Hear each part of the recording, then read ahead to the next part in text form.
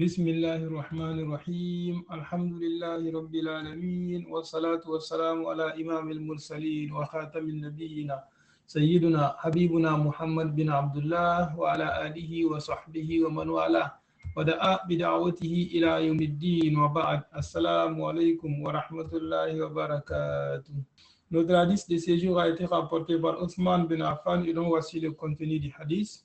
عن عثمان بن عفان رضي الله عنه أن النبي صلى الله عليه وسلم قال: من توضأ فأحسن الوضوء خرجت خطاياه من جسده حتى تخرج من تحت أظفاره. رواه مسلم. Notre hadith du jour a été rapporté par les grands compagnons du prophète Othman bin Affan, qu'Allah subhanahu wa ta'ala l'agrée, ainsi que tous les autres compagnons du prophète en disant ceci.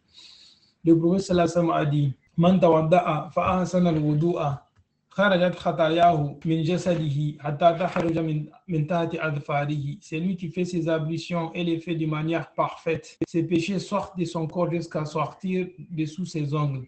Telle est une brève traduction de ce hadith, qu'Allah subhanahu wa ta'ala nous fasse comprendre de plus. Explication et contexte du hadith.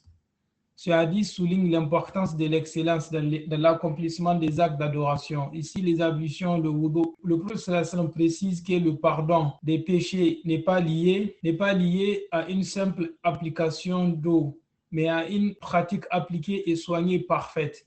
Les savants expliquent que les péchés mentionnés ici sont les petits péchés, les fautes mineures et non les grands péchés qui nécessitent un repentir spécifique, tawbah. L'image des péchés sortent de sous les ongles, illustre une purification totale et profonde de l'être. Qu'Allah subhanahu wa ta'ala nous fasse comprendre de plus.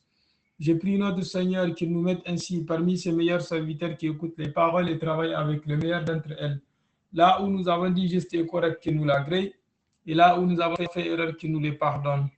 Je prie également notre Seigneur qu'il puisse pardonner à tous nos morts musulmans, qu'il leur fasse miséricorde. Et nous qui sommes encore en vie, qu'il nous fasse vivre une vie pieuse, qu'il nous fasse mourir en pleine foi, qu'il ne nous tienne pas rigueur et que la mort nous soit un repos total. Les musulmans qui éprouvent les difficultés de la vie, à savoir la dette, les soucis, le chagrin, la pauvreté, la maladie, etc., qu'Allah subhanahu wa ta'ala leur vienne en aide, car c'est à lui qu'appartient la solution à tous les problèmes.